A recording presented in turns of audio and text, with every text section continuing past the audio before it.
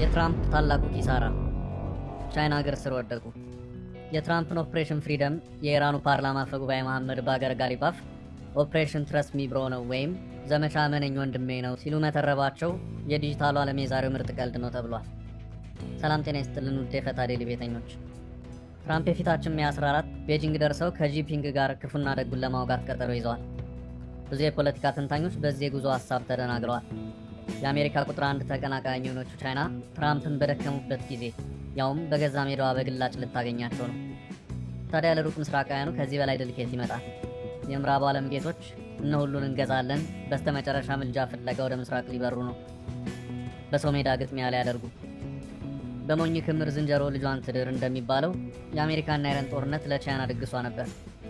ወዲህ አሜሪካ ጦርነት ውስጥ በቆየች ቁጥር የምታባክነው ሀብትና ኃይል፣ ወዲያ ደግሞ በሆርሙዝ በኩል በብቸኝነት የሚደርሳት የነዳጅ ቋጠሮ የኢኮኖሚና የኃይል ሚዛኗን እንድታስጠብቅ ረድቷታል። ታዲያ በአንካራም በኢስላማባድም በኩል ሞክረው ርቅ ያልሰመረላቸው ትራምፕ ጠና ያለ ሽማግሌ ፍለጋ ወደ ቤጂንግ ሊያዘግሙ ነው።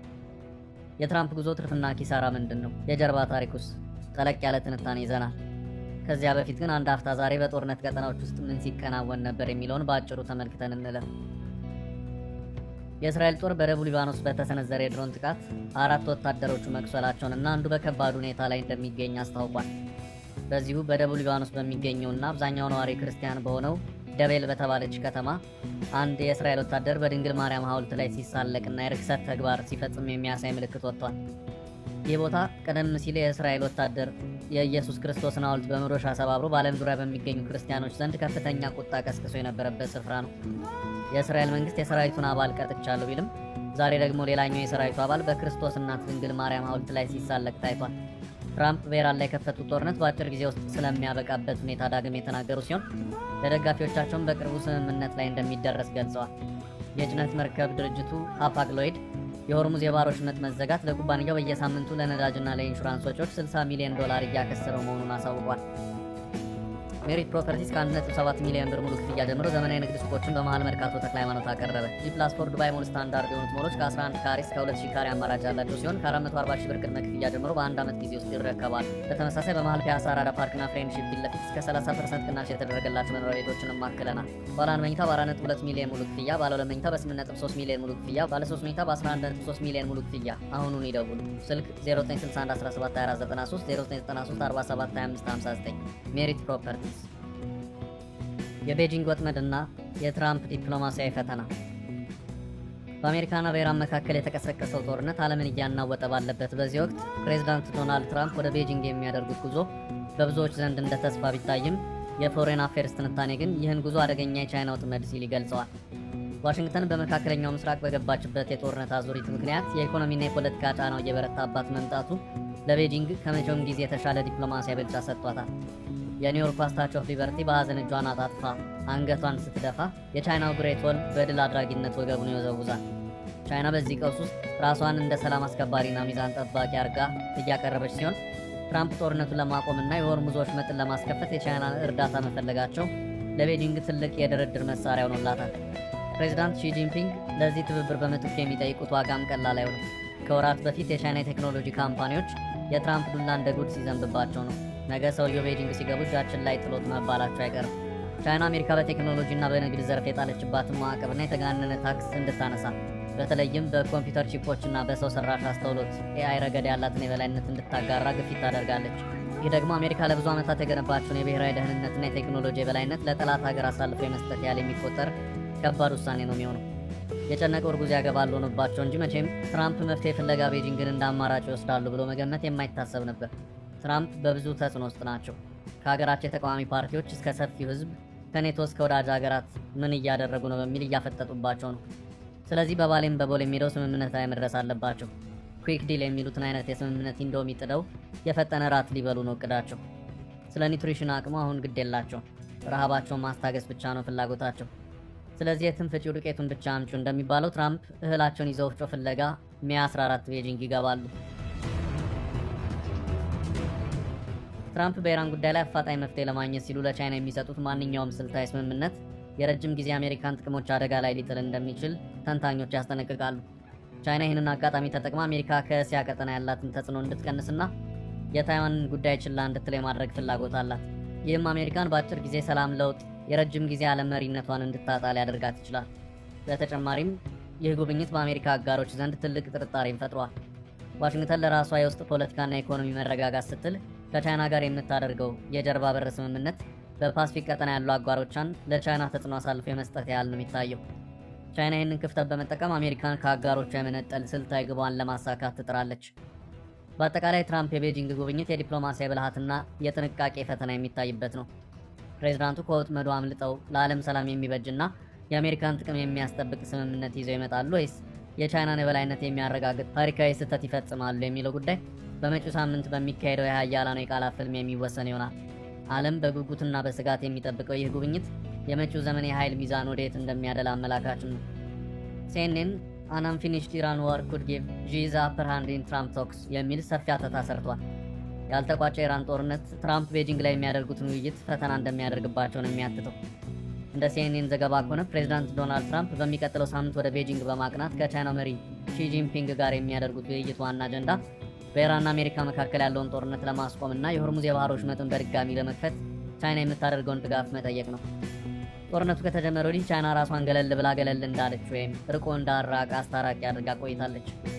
የኢራን ዋነኛ የነዳጅ ደንበኛና የቅርብ አጋር በመሆኗ ቴህራን ላይ ተጽዕኖ ማሳደር የምትችለው እሷ ብቻ መሆኗን ዋሽንግተን ተረድታለች።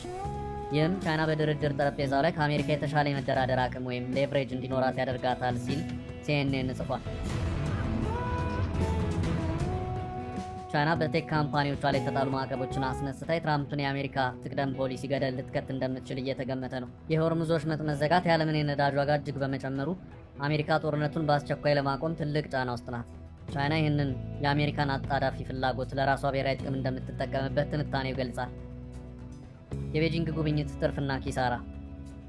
ትርፍ፣ ቻይና ኢራንን አሳምና የሆርሙዝ ወሽመጥ እንዲከፈት ካደረገች የዓለም ኢኮኖሚ ከከፋ የዋጋ ግሽበት ይድናል። ይህ እንደ አንድ ዋነኛ የፖለቲካ ትርፍ የሚቆጠር ነው።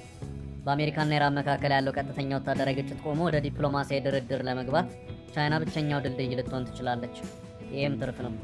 በሁለቱ ሀያላን መካከል ያለው ውጥረት በንግግር መፈታቱ ለዓለም ሰላም ትልቅ አስተዋጽኦ ይኖረዋል። ኪሳራ፣ ቻይና ለሰላሙ ምትክ የቺፕ ቴክኖሎጂዎችን እንድታገኝ ከተፈቀደላት አሜሪካ ለረጅም ጊዜ የጠበቀችውን ወታደራዊና ቴክኖሎጂያዊ ብልጫ ልታጣ ትችላለች። ይህ ለዋሽንግተን ከፍተኛ ኪሳራ ነው። እንዲሁም ቻይና ግጭቱን ከፈታች በዓለም አቀፍ ደረጃ አሜሪካን የተካች ዋና ሰላም አስከባሪ ሆና ትታያለች። ይህም የአሜሪካን ዓለም አቀፍ ተሰሚነት ይቀንሰዋል። ለሰላም ኖቤል ካላጫችሁኝ የሚሉት ትራምፕ ሺጂንፒንግን አጭተው ሊመለሱም ይችላሉ። ይህ ትልቅ ኪሳራ ነው። አሜሪካ ከቻይና ጋር የምታደርግ የጥቅም ልውውጥ እንደ ህንድና ታይዋን ያሉ በቀጠና ያሉትን አጋሮቿን ስጋትና ቅሬታ ውስጥ ሊከታቸው ይችላል። ብሩኪንግስ የተባለ በዋሽንግተን ዲሲ ውስጥ የሚገኝ አንድ የአሜሪካ ቲንክ ታንክ አለ።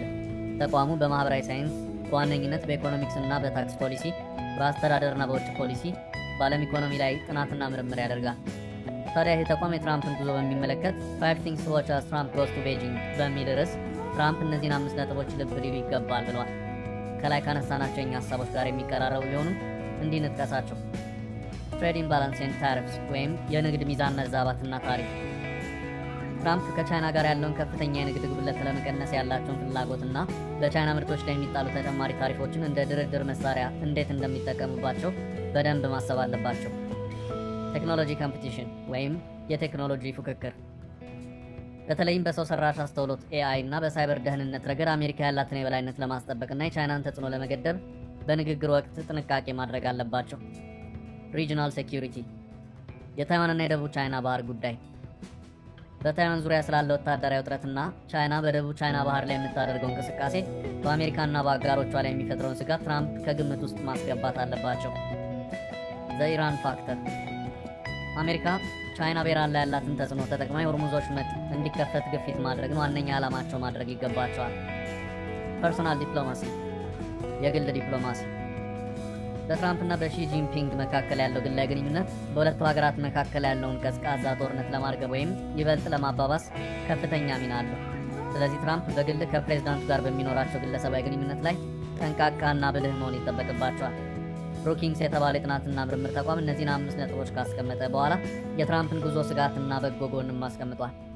በሁለቱ ሀያላን ሀገራት መካከል ያለው ወታደራዊ ፍጥጫ በተለይ በኢራንና ታይዋን ጉዳይ ወደማይፈለግ ጦርነት እንዳያመራ በከፍተኛ አመራሮች ደረጃ መነጋገር ትልቅ እድል መሆኑን ተቋሙ ገልጾ ስምምነት ላይ ከተደረሰ የተቋረጡ የንግድ መስመሮች እንደ ሆርሙዝ ወሽመጥ ሊከፈቱ ይችላሉ። ይህም የነዳጅና የሸቀጦች ዋጋ እንዲቀንስ በማድረግ የዓለምን ኢኮኖሚ ከድቀት ይታደጋል የሚል ግምትን አስቀምጧል። ቻይና በኢራን ላይ ያላትን የኢኮኖሚ ተጽዕኖ ተጠቅማ አሜሪካ ከኢራን ጋር የምታደርገው ድርድር ስኬታማ እንዲሆን ድልድይ ልትሆን ትችላለችም ተብሏል። ነገር ግን ትራምፕ አሜሪካ ፈርስት በሚለው ፖሊሲያቸው ምክንያት ከቻይና ጋር ለራሳቸው ጥቅም ሲል የሚያደርጉት ስምምነት እንደ ጃፓን፣ ደቡብ ኮሪያና የአውሮፓ አጋሮችን ጥቅምና ደህንነት አሳልፎ ሊሰጥ ይችላል የሚል ስጋት አለ። ሁለቱ ሀገራት መካከል ያለው ልዩነት ስር የሰደደ ርዕዮተ ዓለማዊና የኃይል ሚዛን ፍልሚያ በመሆኑ ጉብኝቱ ዘላቂ ሰላም ከመፍጠር ይልቅ ለጊዜው እሳት የማጥፋት ስራ ብቻ ሊሆን እንደሚችልም ጥናቱ ያሳያል። ቻይና አሜሪካ በውስጥ ፖለቲካና በኢራን ጦርነት መወጠሯን እንደ አጋጣሚ ተጠቅማ በንግድና በቴክኖሎጂ ረገድ ከአሜሪካ ከፍተኛ ስምምነቶችን ልትቃርም እንደምትችል አጥኚዎቹ ገምተዋል። የትራምፕ የቤጂንግ ጉዞ ቀጣይ ዓለም እንዴት ትቀጥላለች ለሚለው ጥያቄ መልስ ያለው ነው። የታሰረው ነዳጅ ነጻ ከወጣ ዓለም የአተነፋፈስ ስርዓቷ ይቀየራል። ህዝቦቿም ከብዙ ጭንቅ እፎይ ይላሉ። የሀገራት ኢኮኖሚ አልጋ ቁራኛ ሆኖ ከተጋደመበት ቀና ይላል። ጉዞ በስኬት የማይጠናቀቅ ከሆነ ግን ከቀደመውም ጊዜ የከፋ ነገር ይሆናል። ምናልባት ቻይናም በቀውጢ ፍልሚያ ውስጥ ተስባ ትገባለች። እኛ ሰላምና ረፍትን ለምድራችን እንመኛለን።